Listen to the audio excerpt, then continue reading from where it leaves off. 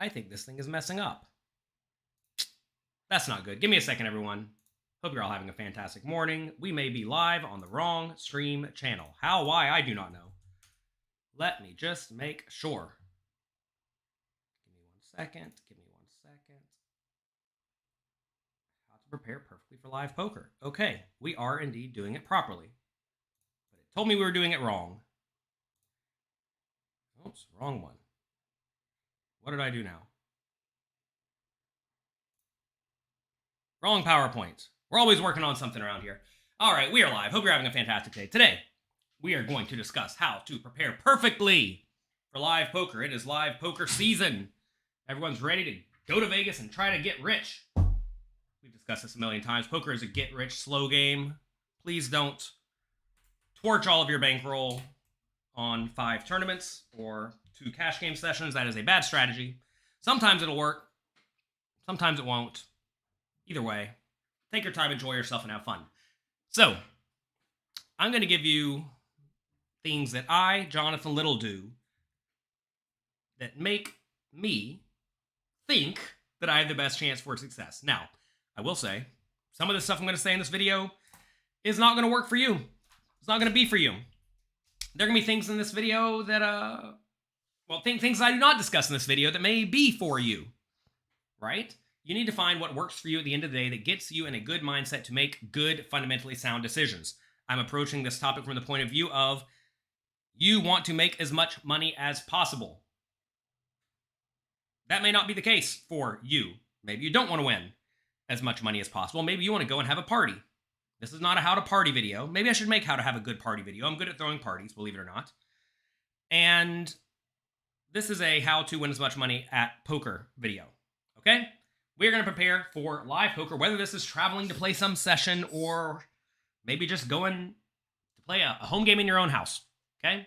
How do we prepare to make good, fundamentally sound decisions, etc.? Camp Den subscribed for 3 months on Twitch. Thank you very much for that. All right. First things first, plan what you are going to play. Have a schedule very, very, very clearly laid out. You need to know what you want to do before you go to do it. You need to have clear intentions about what you want to accomplish. So what do I mean by this? I, Jonathan Little, am going to the World Series of Poker on July 5th. Very late. I already realize I'm not going to try to win a bracelet and give myself the best chance to win a bracelet because I'm not there right now. Why am I not there right now? I had stuff that I thought was more important to do. I went to an angel investing conference the other day. It was amazing. Well worth skipping a weekend of poker trips. I have a wife and 2 kids at home. I want to hang out with them. I do not want to be gone for 2 months. I have different priorities at this point in my life. Fine. It's important to realize what your priorities actually are so that you can make good use of your time, right? If you don't know what you're trying to accomplish, you're just floundering. You need to have very clear intentions. So I'm going to Vegas on July 5th. July 6th, I'm playing day 1D of the main event. Is that ideal in terms of giving myself plenty of time to acclimate to the climate of Las Vegas? Probably not. But again, I'd rather maximize my time at home than 100% maximize my EV in any particular tournament. Again, that's just for me, right? If I wanted to win as much money as possible, I'd be in Vegas right now with my butt in a chair playing poker. So I'm playing day 1D. Day 2A, the next day after day 1D, I'm having an all-day party. We're having a breakfast for poker coaching members. Then I'm having an all-day party for holders of my NFT projects. And that's going to be a big day. We're going to be out till 2 a.m. We're going to start at like 10 a.m. for the poker coaching breakfast. Maybe earlier. I don't even know. It's going to be a long day. Not good for my World Series main event equity, but at the same time, I'm a robot. I can show up and play good poker. I'll be fine. Playing day 2 of the main event, hopefully. If I'm not playing day 2 of the main event, they have a $10,000 tournament to win, plus a bunch of other side events that I already have clearly scheduled for the World Series, okay? After that, there's a tournament every day, somewhere. It's already on my schedule. That's going to be my main priority. And because that's my main priority, I'm not going to stay up all night playing cash games. Back when I was young and hungry to win some money, I would show up, play the tournament at noon, and then if I busted, I would play cash games until about midnight that night. That would ensure I got in a nice 12-hour day every day for about 2.5 months. And that will result in you winning money almost every time if you are a good, strong poker player, because the cash games, you'll win almost every time. Tournaments is a bit of a flip, and you'll either win a ton or win a little. Sometimes you win a ton, sometimes you win a little. You don't really get to pick. But if you show up and put in the volume, you will be A-okay. But my goal right now is to not sit and grind out $100 an hour playing 5, 10, or 10, 20 no limit. That is not my goal right now in life, and that is okay. So I'm not going to feel bad about the fact that I might be sitting up in my hotel room watching a movie at 10 p.m., about to go to bed at midnight so that I can wake up fully refreshed for the poker tournament the next day. I have very, very clear priorities and very clear intentions of what I want to be doing. Realize, okay, so slow down. Before you even move forward, you need to make a very clear plan about what you want to do. If your goal is to make as much money as possible, I'll make it really clear for you. You probably want to sit there and play cash games all day, every day. That will result in you winning money way more consistently than tournaments. And you can have a pretty good win rate. If you're playing 5 to no limit, you can win $100 an hour. $100 an hour times 300 hours a month is $30,000 a month. It's not that hard to sit there and put your butt in a chair and grind hard and make a consistent $30,000 a month. $360,000 a year. You'll make $1 million in 3 years. I know a lot of people think, oh, you make it sound so easy.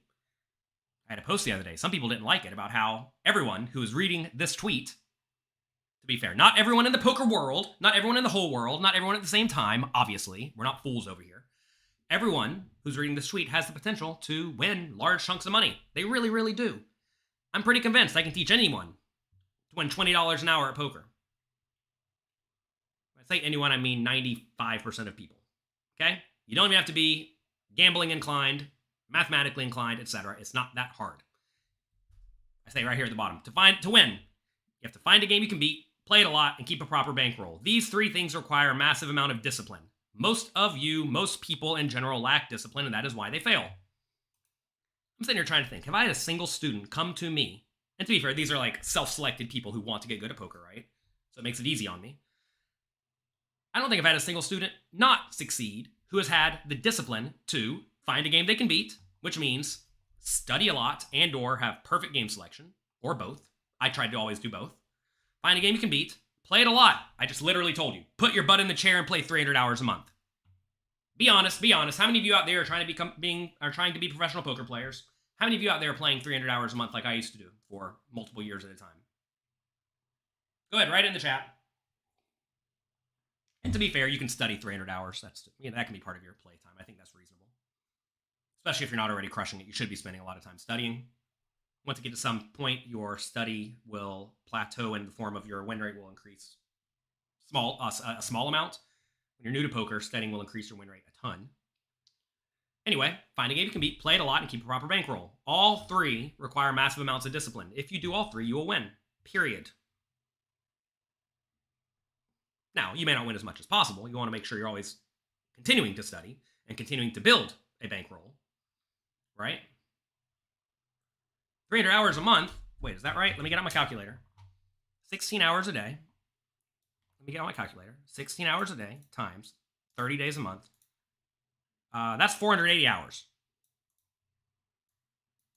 I was probably doing closer to 400, honestly.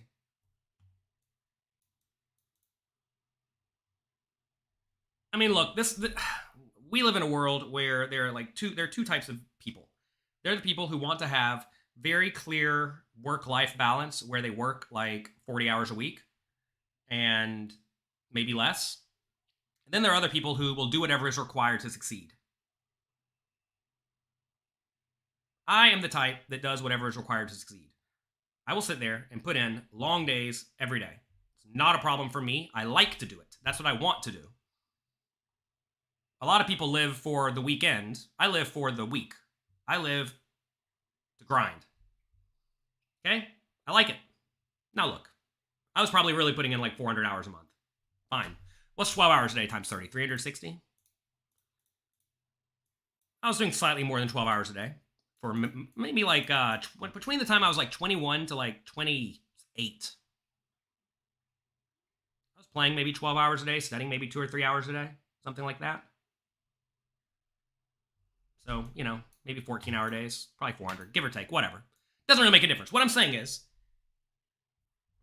Play it a lot means actually a lot, as much as you reasonably can. Now, I realize a lot of people out there, myself included, have a job that takes away a lot of their time to play, right? So you do what you can with the time allotted. Understand that you will, however, get the results you want slower than someone who's willing to put in substantially more hours. And that's fine, right? Back whenever I was a kid, I had 2 jobs and I was going to college. That's like 3 jobs. I'd work at an airport and a comic book store and go to school. 2 jobs. Well, the airport was full-time, 40 hours a week. College was full-time, actually more than full-time. I was trying to get done. Did not like it. I was trying to get finished. And then comic book store was maybe 20 hours a week. Let's get the calculator. 40 plus 40 plus 20 equals 100 hours a week. That's only 400 hours per month. I just told you there were 440 or something like that if we're doing only 16-hour days. Now, look, I like my sleep. I would only do 16-hour days. That's still a lot of me 40 hours a month for poker. Now, 40 hours a month is not a ton, but you do what you can. I also found a way to make use of my time at the airport to study. I would study a lot when I was at the airport. I'd read a lot of books in my downtime. So you make good time with what you have. Now look, can you make it as a poker player playing only 40 hours a week? Of course. Make $50 an hour. Let's get out the calculator again. Oh my God. Calculator's your friend when it comes to simple math equations. Let's say you make $50 an hour, and let's say you can play 20 hours per week. Is that reasonable? Maybe it is, maybe it isn't.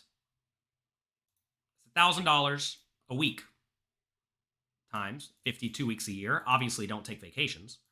That's $52,000 a year. Does that get rich money? No, but it's a nice income on the side. Fine. Just a math problem here, okay, everybody? It's just a math problem. Anyway. You have to have the discipline to find a game you can beat, play it a lot, and keep a proper bankroll. Period. If you don't do that, you're not going to win. Now, look, you may win. I will say there are some savants out there whose natural style and natural inclinations result in them finding good strategies. That said, if you look at any of these, call them savants out there, they always play it a lot. They may not always keep a proper bankroll, but they always play it a lot. And very often they come along at exactly the right time that they find a game they can beat. When we tell you all the secret, it's not really a secret.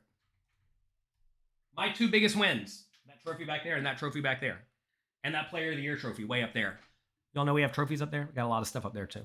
That Player of the Year trophy up there. All of those came in a time where I was lucky to find a game I can beat. Now, how was I lucky to find a game I can beat? I'll tell you how. After reading an old antiquated book, I don't want to throw it under the bus. The author's very nice. This guy wrote a book that basically told people to play tight, straightforward poker. That's lucky for me. If that book didn't come out right then, perhaps my opponents would not have played like they did. But a lot of people were way too tight. So all you had to do to win back in the day was raise a lot and continuation bet a lot. And you would win. I had a gigantic edge in tournaments from probably 2007 to 2010 because people folded to continuation bets way too often. And they check raised way too strong. And that made life easy. They would also bluff the river every time when it went check, check. And you'd win just by calling with bottom pair every time. It was easy.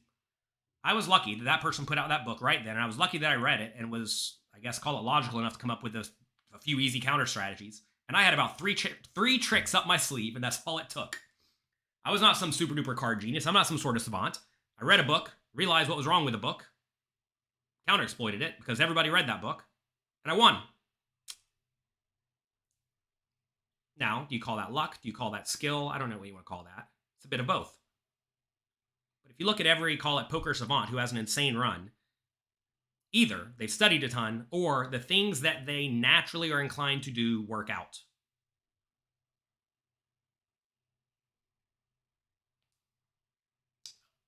A lot of people also don't realize that a lot of the savants out there actually study a ton.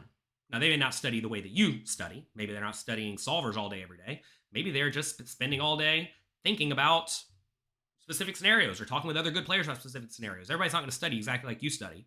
But I can guarantee you, 99.999% of poker players who make more than $50,000 a year playing poker spend a ton of time, or at least at some point in their life have spent a ton of time thinking about and or discussing and or studying poker. Period. Maybe not the way you do it, but that's what they were doing. Okay? So get it out of your mind that some people are just lucky and they're naturally skilled and they just show up and crush everybody, because they don't. Certainly some people have more natural card ability than others. I don't have any card ability. I had to learn everything I know. And most of my friends are not card players. They had to learn everything they know. I didn't play any gambling games, so I was 21 years old. So anyway, you got to do the work. You have to be disciplined. Anyway, realize, though, you may go out to your poker session. Things may go poorly, and that is okay. Do not let that impact your strategy. Something a lot of people do wrong is they go to the World Series of Poker, let's say, and they have maybe, I don't know, $20,000 to play with. They go there, and their schedule has $100,000 worth of tournaments on it. And their logic is, if I do well in the beginning, I'll keep playing. And if I do poorly, I won't keep playing. That's a bad strategy. Because you're essentially not keeping a proper bankroll, and you're not realizing that you will inevitably have short-term variance, especially when you're playing high-variance games like tournaments, okay? The idea of I'm going to go out there and try to parlay it is ridiculous. So many people go out there, try to parlay it into the World Series main event. They have $10,000 left of their name. At main event time, they put it in the main event, and then they try to win. And you got to realize the main event is a horrible investment if you actually need to get the money back. Because if there's 10,000 people in a tournament and the top 20 get amazing money and everybody else gets either some or nothing, it's not a good risk-reward ratio. You can have a huge return on investment, but it still not be logical for you to play. And also, if you're decent at cash games or small stakes tournaments, it probably makes a whole lot more sense to take that $10,000 and play $500 games or cash games. Okay? Be smart. Be smart. Plan what you're going to play and have clear intentions about what you want to accomplish. Whenever I have a student going out to the World Series main event or to the World Series, I always ask them, what is your goal? And they all say, to win a bracelet. But whenever I ask a little bit more, the next question is, okay, it's easy to win a bracelet if you don't care about money. Well, easy enough to win a bracelet. Just play small field mixed games and high rollers. Easy. They're like, oh, but I don't have money for that. Well, then that can't be your goal because you're not prepared. You don't have $1 million to go out and play with. Fine, no trouble. That's not really your goal. Now, the next thing they say is, oh, I actually want to win some money. Well, now the idea of I want to take first place in a poker tournament and I want to win money, these are very different goals, right? So now you have to figure out what is this person's actual goal. I don't know what their actual goal is. They got to tell me. And it turns out most people actually want to make money. In their heart, they want to go out there and they want to make money. Okay, fine. 3 days into the summer, things are going poorly. I see him out at the bar at 2 a.m. Don't ask why I'm out there partying too. I see him out at the bar at 2 a.m. I'm like, are you sure your goal was to make money? They're like, oh, guess it wasn't. No, your goal was to have fun. Fine. Your goal is actually to have fun. Now, if your goal is to have fun, that's very different than win a bracelet or win money, right? So you need to really figure out what you're actually trying to do. And I think as you get more hyper-focused on what you actually want to do, you're far more likely to achieve what you want to do.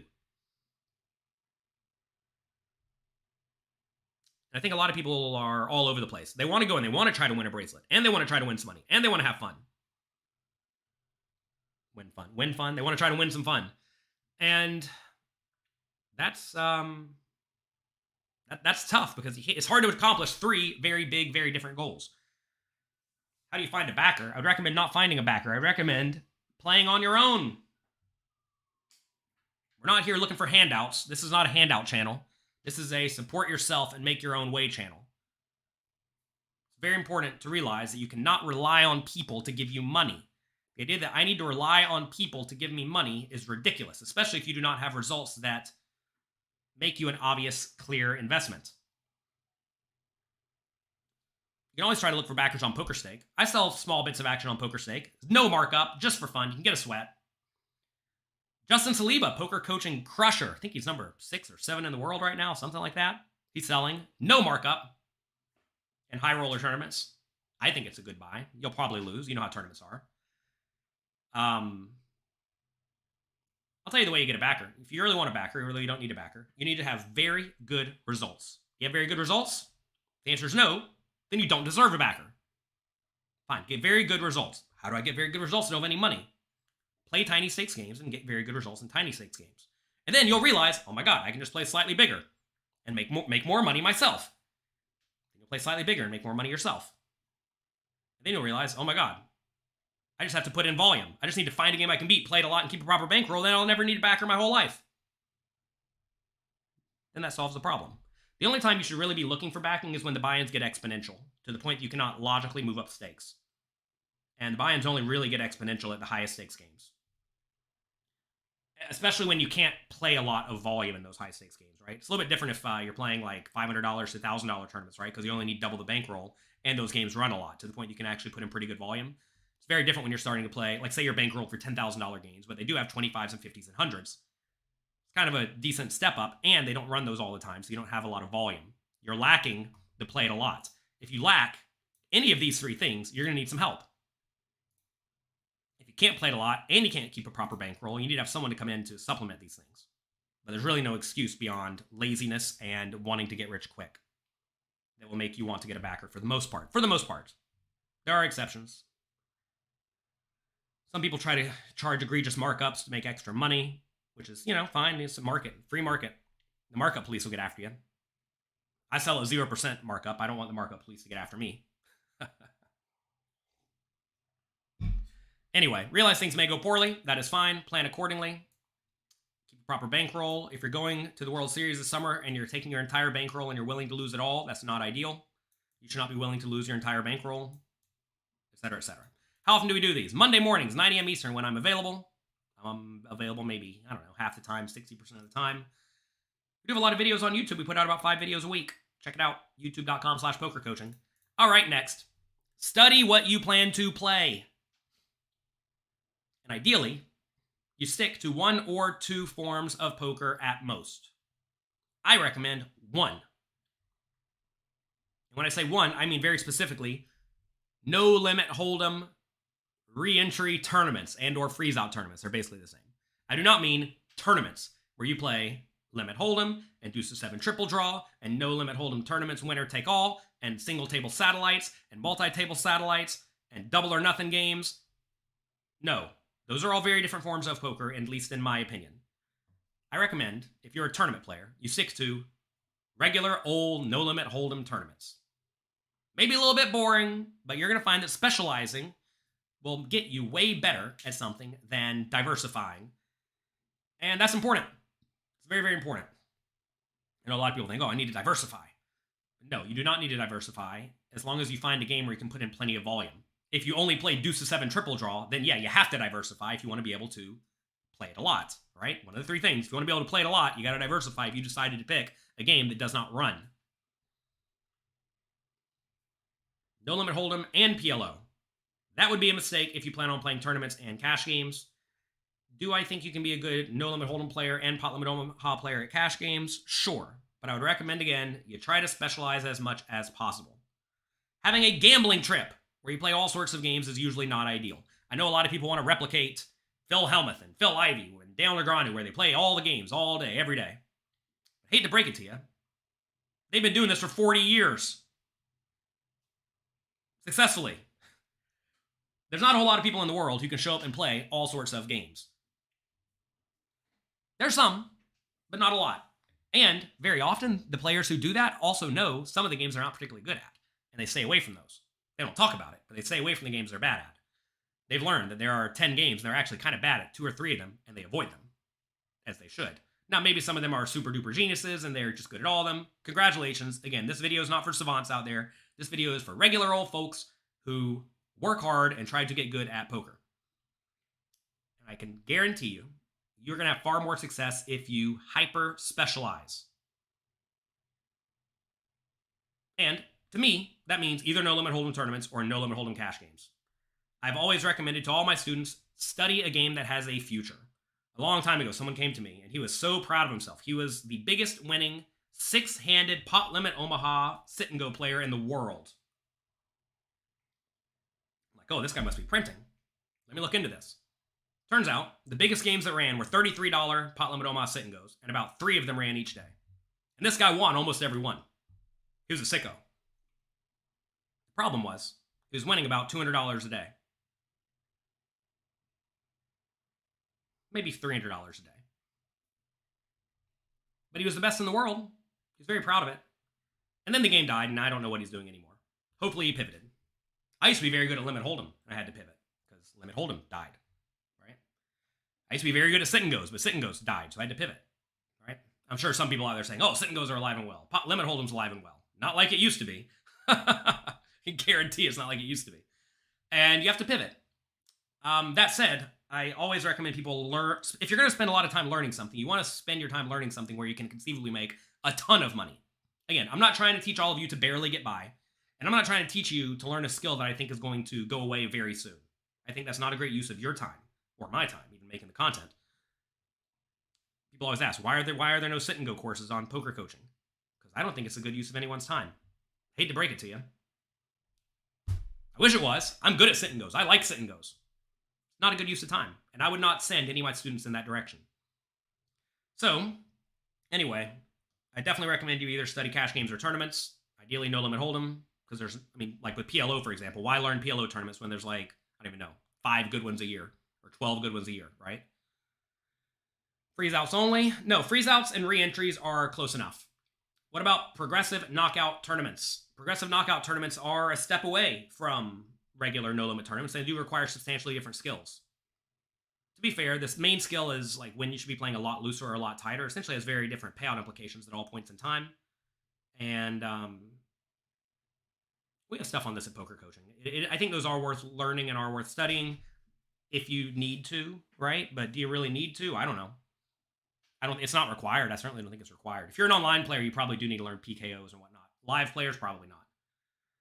And I don't think live players are going to need to either. You just need to know whenever you're playing these mystery bounties what the bounty's worth. But mystery bounties are kind of ridiculous because they're essentially taking money that should be going to first place and distributing it to people not taking first place. And that's really, really bad for the good players. Any money that's taken out of first place that goes elsewhere is bad for the winning players. So keep that in mind. Do you recommend tournaments more than cash games? I've literally been sitting here recommending cash games more than tournaments. Cash games you can win way more consistently. What about spin and goes? Spin and goes are definitely valuable. We have a large spin and go course by one of the biggest winners, Ryan O'Donnell. Ryan just took second place in a 25K in Vegas. He has played almost no live poker. Decided to go to Vegas. Ponied up this year. He's already taken second place in a $25,000 tournament for like $1 million or something. Good job, good work to him. He has a large spin and go course. He's one of the biggest spin and go winners in the world. It's a hard course. His course taught me, that's too hard for me. That's a little bit too tough for Jonathan Little in 2023. I do not have the time or the effort to sit down and study that. This guy is an absolute genius at short-handed poker. Short-handed, short-stack poker. You may think it's all in or fold. It is not. We have a ton of charts where it's like lots of limping and min-raising off 8 big blinds and whatnot. It's rough.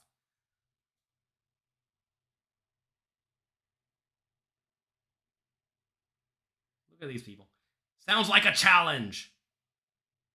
Spend all of your time coaching me. Do you think I have ego problems? Get your ego problems out of your mind. I don't have ego problems where I have to prove myself. I've proved myself many, many times over. How should you just take a break during a session? Decently often. If you're playing live cash games, take a break when the bad players take a break, if that will not result in the game breaking.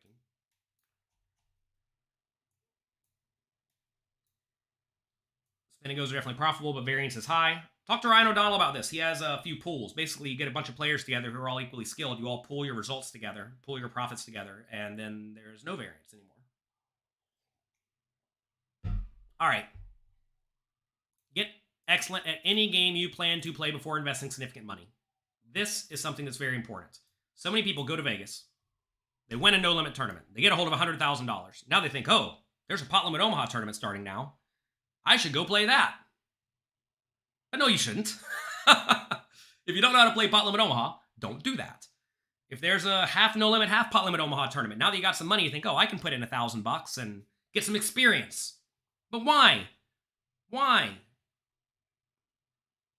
It's going back to the idea that you're playing to have fun, and you're also not treating your bankroll with the discipline it demands, right?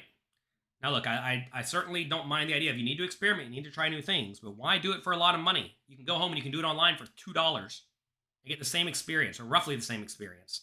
I can guarantee you, playing 85 hands in a live poker tournament is not actually going to give you all that much relative experience.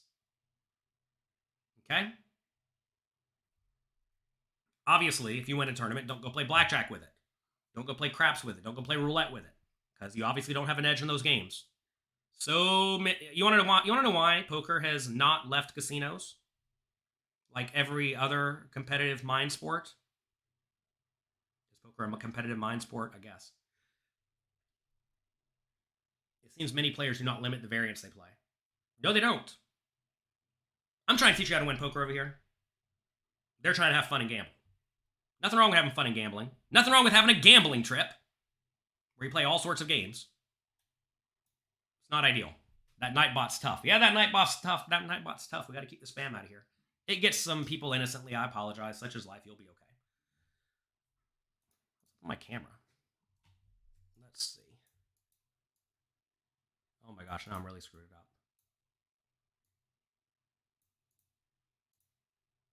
What have I done?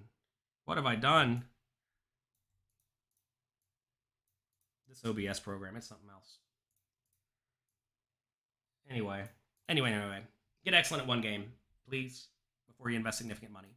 Every year at the World Series. Oh, here's where I was going with this. Yeah, why have they kept poker in the casino as opposed to in convention centers and whatnot? It's because they want you to dump off your money. And they work hard to ensure that poker does not get out of the casino, because you know what happens? I don't know the exact percentage. The casino will. I'm not a casino executive yet. People play. They win the poker tournament. They walk right down to the pit, and they punt away money. I've watched this personally multiple times, where the winner of a tournament wins, let's say, $500,000 in World Series events.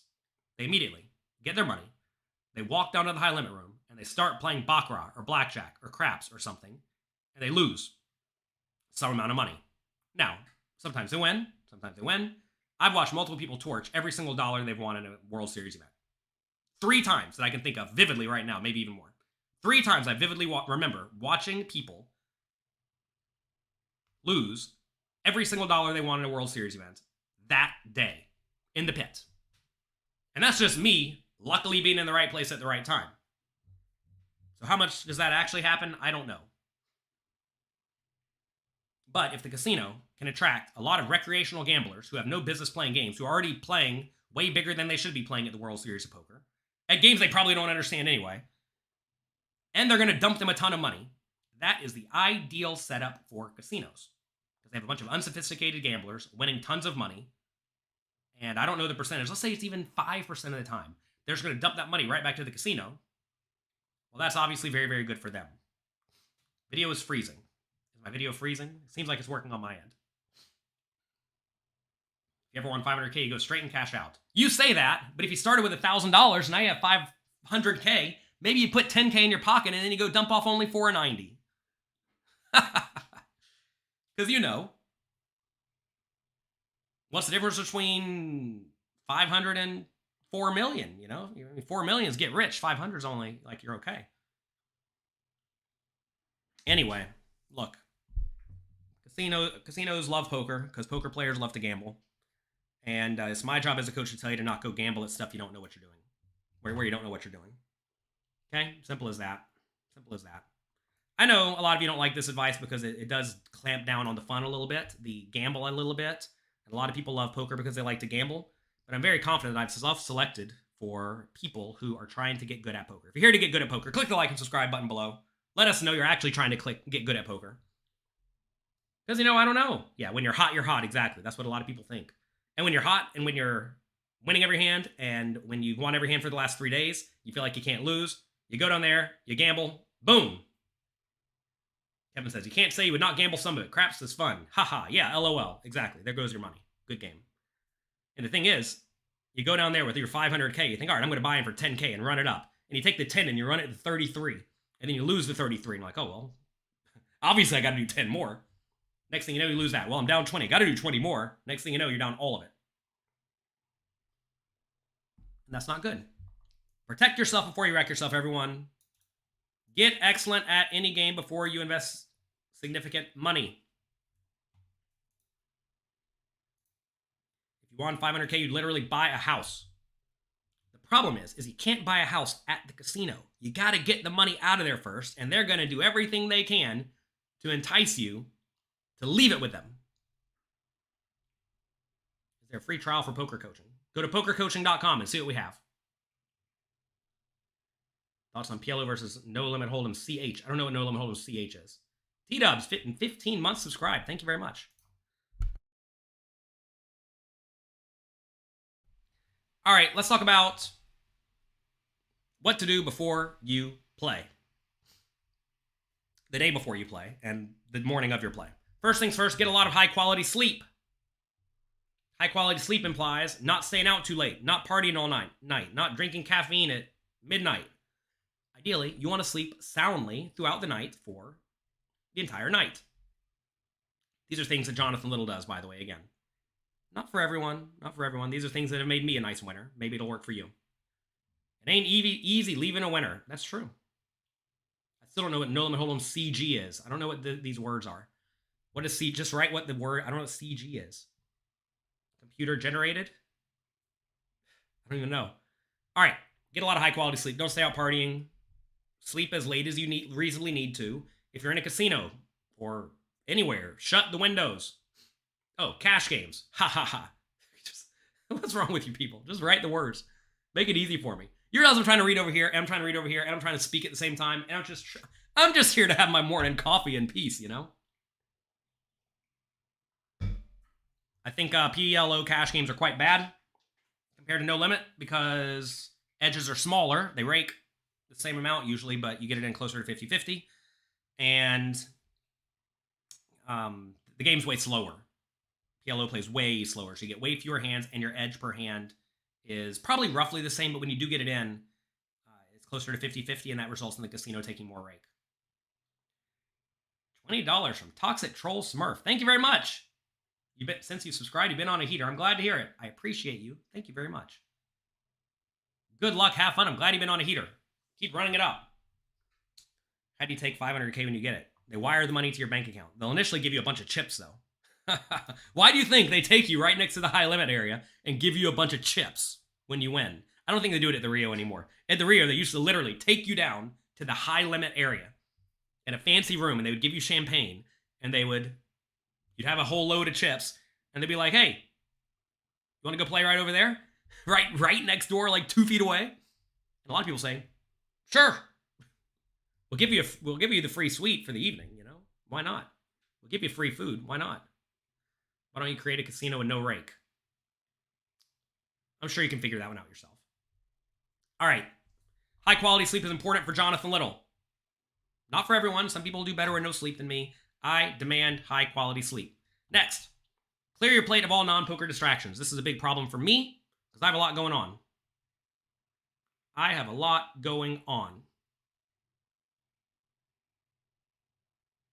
For me, this often means getting rid of a bunch of emails. Every morning I wake up, I have 20 things I need to address or deal with. I also try to stay up to date on various markets. I try to advise various startup companies that may have trouble. Sometimes they do, sometimes they don't. And that's that. So I try to clear my plate before we play poker, whatever distractions I may have. Maybe there's stuff going on with my family at home, like whatever, right? And I don't always succeed at this because sometimes there's too much. Whenever I'm playing a tournament that starts at, let's say, noon, I will wake up at maybe 10:30. That's kind of like my ideal wake-up time if I'm staying at the casino. If I'm not staying at the casino, I'll wake up at like 10. Just to give time to get to the casino, right? So I try to clear my plate of all non-poker distractions. Whatever that means for you, you're going to find that you focus on poker and can think more clearly at the table if you're not playing on your phone, dealing with stuff that is potentially more important than poker. Next, move a little. Get some exercise. Don't wear yourself out. I know some poker players go nuts at the gym. They're super buff, super in shape, and they get tired at the end of the day. You don't want to be tired at the end of the day. I didn't mention this. Before you go, get off caffeine within reason. That way, whenever you have the caffeine, it works. Everyone wants me to talk about the Berkey thing. We'll talk about that in a minute. I'm talking about a topic right now. Don't get distracted by nonsense. Excuse me, right here. It's right here at the bottom. Focus on things that matter. People's nonsense comments on social media do not matter. Okay? Move a little. Minimize or make excellent use of wait time. When you go to the World Series, especially, you may have to wait in line. Now, there are ways to skip the line at the World Series. Last year, what you had to do is you had to wire in your money. Then you need to go there the day ahead of time, ideally, or the morning of. And you put your money into the Bravo program. And then you use Bravo on your phone to sign into the tournament and buy into the tournament. They charge you $3 per game, which is worth it. And then you go to a kiosk, like a video television screen thing, and you swipe your card and it spits out your ticket. So you don't have to wait in line. You have to wait in line two times. At the beginning of the series to get your money, and at the end of the series to send your money back home. And that's it. And that's probably a pretty good way to go about buying into these things. If you're taking cash and you're buying in and you're waiting in for a long line each time, you're messing up, okay? That is a secret. Wire your money in. Very important. You don't have to travel with money. You don't got to deal with it. Make sure you send it to the right place. There's a guy, Kev Math on social media who I message him every year. It's the only thing I message him for. Kev Math does a lot of great work for the poker community. I message him every year. What's the wire info? He's going to get me in like 3 years, and I'm going to send the wire info straight to his account. But I always get the wire info from Kev Math, send the money in, and it's super easy. But if you do have to wait in line, figure out ways to maximize good use of your time, such as listening to podcasts, reading books, working on something, making art, whatever. Don't just sit there grumbling and being pissed off. If you look at the World Series of Poker line, so many people are mad that they have to be waiting in a line. But if you're in a line, realize you screwed up. That's on you. You didn't always screw up. I mean, sometimes you gotta wait. But listen to do something to better yourself. I determined a long time ago. I'm gonna get this wrong, I'm sure. Anything I do, I want it to either be a ton of fun, like not just a little bit of fun, a ton of fun, or I want it to make me smarter, or I want it to make me richer. If it doesn't do those three things, I don't really want to do it. Now, what is fun? Fun is obviously up to you. I was playing various video games, which were fun, but they weren't really that fun. They were medium fun. I was probably just more addicted. Believe it or not, I, Jonathan Little, have an addictive personality. I can play poker 400 hours a month and not worry about it. That's fine and good for me. That's what I want to be doing. So I had to kick it out. Because was it making me richer? Obviously no. Was it making me smarter? Obviously no. Maybe minimally. Was it giving me a lot of fun? And if I honestly sit back and ask myself, was that fun at the end of the day? Medium. If it's only medium fun, that's not a ton of fun, so get rid of it. Okay? So, when you're standing in line, find a way to have a lot of fun, because you're obviously not going to, or to get smarter. Or, I guess you can get richer on your phone, maybe. But you need to have fun, and you need to be getting smarter. And podcasts are a great way to get smarter. Hey, studying with our new Clear the Chart feature on Poker Coaching, a great way to get smarter, right? If you have the Poker Coaching app, check out the Clear the Chart feature. It'll get you good at pre-flop strategy. Check that out.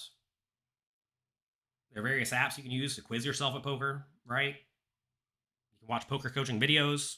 All that stuff you can be doing while you're just standing there. Instead of being mad and flustered and complaining to each other, make good use of your time. And then finally, focus on things that matter. A lot of things just don't matter. To be fair, we're playing a card game that probably doesn't even matter all that much at the end of the day. And like whenever you're playing poker, so many people are worried about what the average chip stack is. It doesn't matter, right? Some people are worried about who the chip leader at their table is on the level 2 of the day. And they're texting their friends, oh my God, I'm the chip leader. Does it matter? Not at all. It's completely negligible. So many people are in their phones all day, browsing Twitter. talking to people they want to be their significant others. Not ideal. Probably does not matter right now. Not a good use of your time. And you need to be focusing on things that matter. You need to focus on what matters. And we live in a world where everyone is vying for your attention at the end of the day. And they try to put a lot of stuff in front of you that just does not matter. Simple as that. Simple as that. How do you stop losing all of your winnings on rivers? Fold. Don't pay off.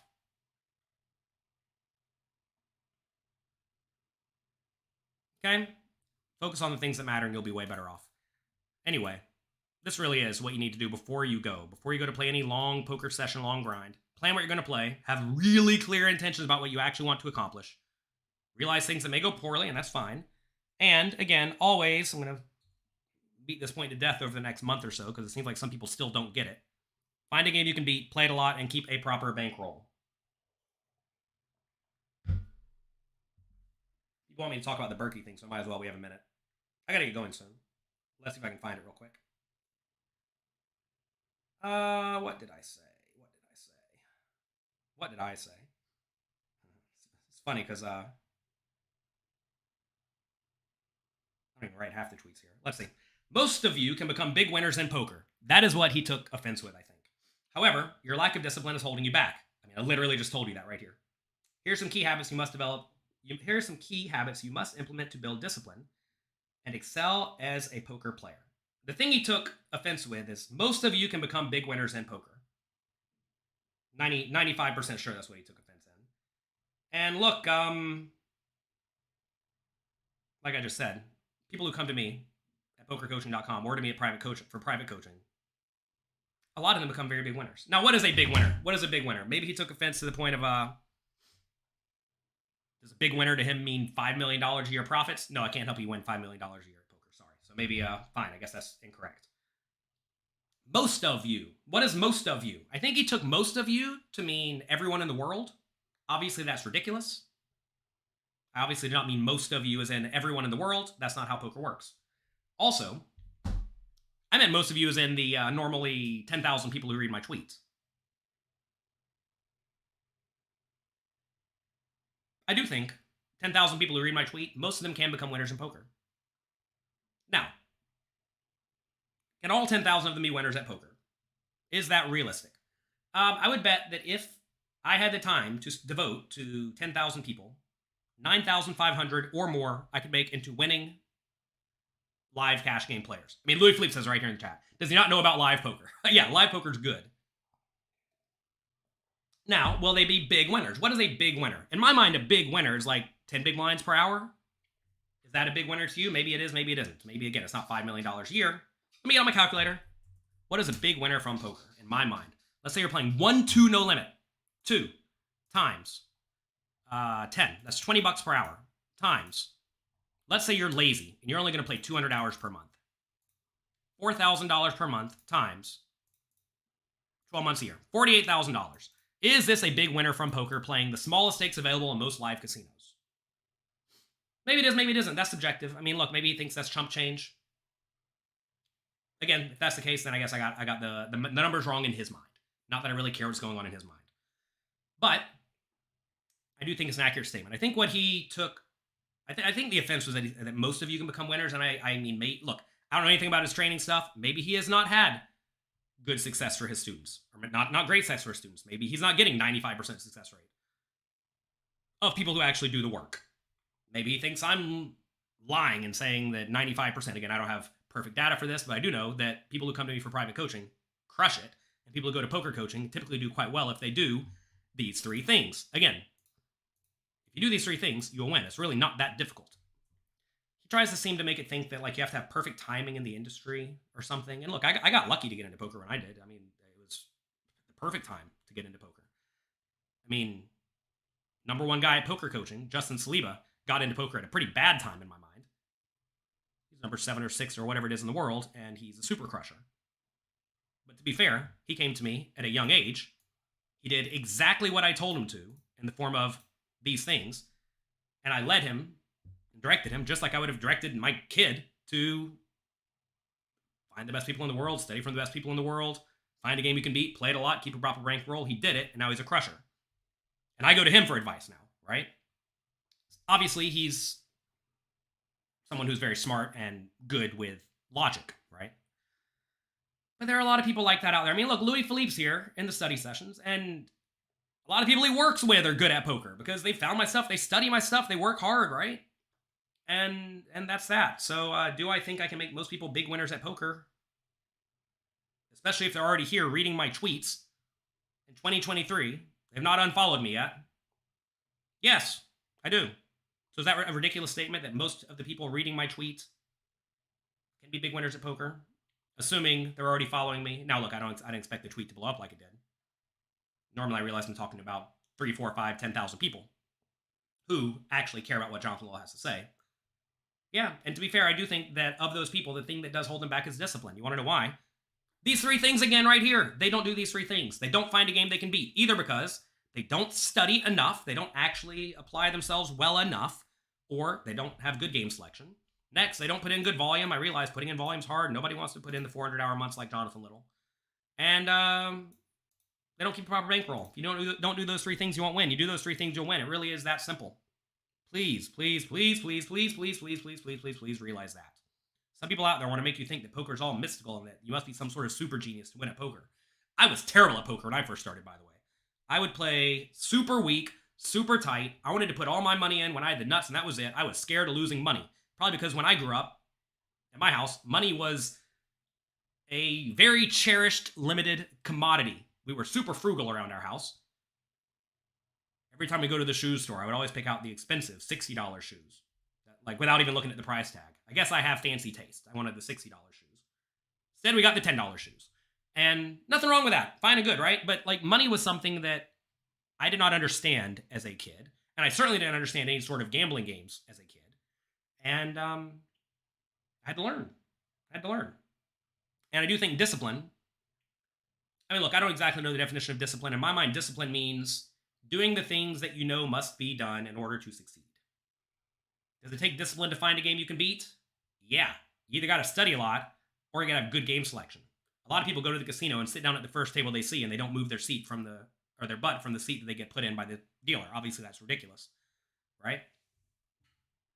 You need to be game selecting and table selecting if you want to win within reason.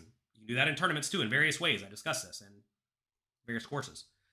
Does it take discipline to play a lot? Yeah, it does.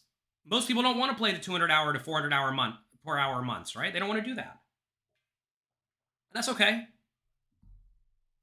Just don't expect to win all that much. Next, do they want to keep a proper bankroll? No, that takes immense amounts of discipline. You think it's fun skipping 50Ks when you have $1 million in your bankroll and the 50K looks soft? No, it's not fun, but it's the right thing to do. And that's okay, right? I mean, some people have the discipline, some people don't. For me, the thing that I found that works best for my students and for myself is to have an immense amount of discipline to do what needs to be done in order to succeed. Poker is a great way to get rich slowly. It's a horrible way to get rich quickly. There are some people out there who completely ignore these 3 things, and sometimes they win, but most of them epically fail. And a lot of people want to reference, but look at these 3 people that succeeded, despite not doing these 3 things. Good for them. But anyway, yeah, I think the offense was taken from exactly the one sentence. Most of you can be big winners at poker. And I think he meant against each other or something. Because look, if you get 10,000 people and you put all 10,000 people together, obviously they cannot all be big winners of poker against each other. That would be really stupid. Hopefully people give me the benefit of the doubt and realize I'm not really stupid. And hopefully they give my readers the benefit of the doubt and realize that they're not really stupid. Maybe I give my readers a little bit of the benefit of the doubt. We do shortcut some things that I think are super obvious. A lot of things are super obvious in my mind, but I realize maybe they're not super obvious for some people. Maybe they really are on that level.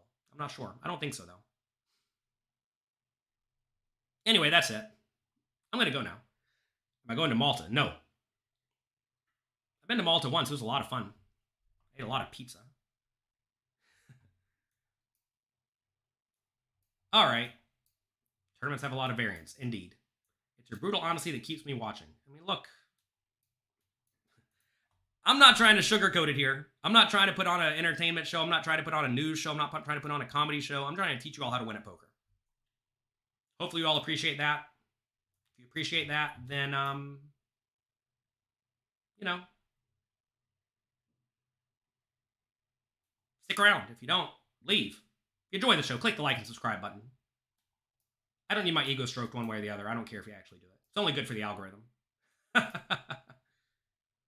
Such is life. Such is life. Look, you can't control what people do. Everyone's not going to love you, especially if you are putting out actionable information.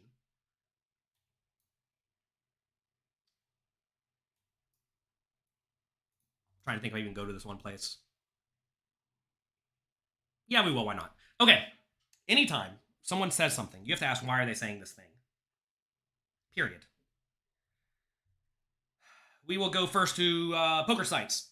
Imagine Jonathan Little all of a sudden gets paid money to represent, name any poker site. Let's say PokerStars. Say Jonathan Little gets paid money to represent PokerStars, which I'm not. I'm not representing PokerStars. But say I am paid money to represent PokerStars. You should immediately discount what I say a little bit about PokerStars. Maybe a lot, depending on my reputation and things I've said throughout my career. If I'm someone who just promotes anything and everything, you should completely ignore what I say. Okay? If I literally don't take on any sponsors and I basically never say anything about any poker site, then maybe you should listen a little bit. But you should view it as way less relevant. Okay? Now, taking that to the next level, if someone makes their money from an industry and someone else is perhaps a competitor in that industry, you should all of a sudden severely discount things they say that are negative about other people in that industry. Now, look, I'm not saying this is what Berkey did at all.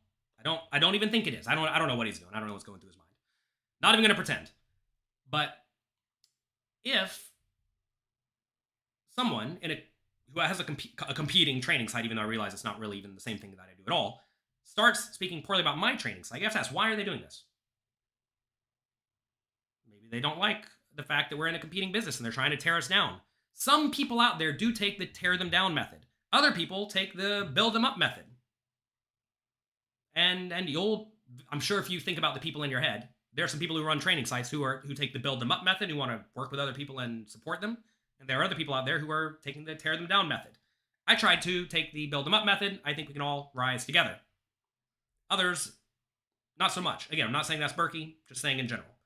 However, when anyone says anything, you have to ask, what is their actual motive? What is their actual motive? What are they trying to accomplish? Follow the money. You got to follow the money at the end of the day. And a lot of people don't recognize how money flows at the end of the day. And you got to follow where the money goes. Simple as that. So whenever someone, like if I, Jonathan Little, all of a sudden start speaking poorly about, let's say Phil Galfond, someone I'm probably not going to be speaking poorly about. Let's say I start speaking poorly about Phil Galfond. You may want to ask, why in the world would Jonathan Little do this? Maybe there are reasons, maybe there aren't. But you should probably kind of ignore what Jonathan Little says poorly about Phil Galfond, because Phil Galfond runs a competing training site, right? Now, of course, some people say all sorts of things. They think they know what they're talking about. They do whatever they want to do. They don't really care. But I will say that as people have more and more thoughts and opinions about things, and they make these things very, very live, public, loud, you should ignore them. The people who speak the least are the ones you should typically listen to, because those are the people who are very logical about what they put out there. So anyway, that's that. Hope you all have a great day.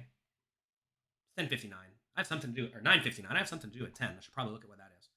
Good luck. Have fun. Make the most of your opportunities. You're not going to make everyone happy, and such is life. That said, of the people here watching here right now live, I do think I can make you winning poker players. Hopefully, so I've already done it for a large chunk of you, and that's why you're here with me bright and early in the morning. Good luck. Have fun. Make the most of your opportunities. Have maximum discipline.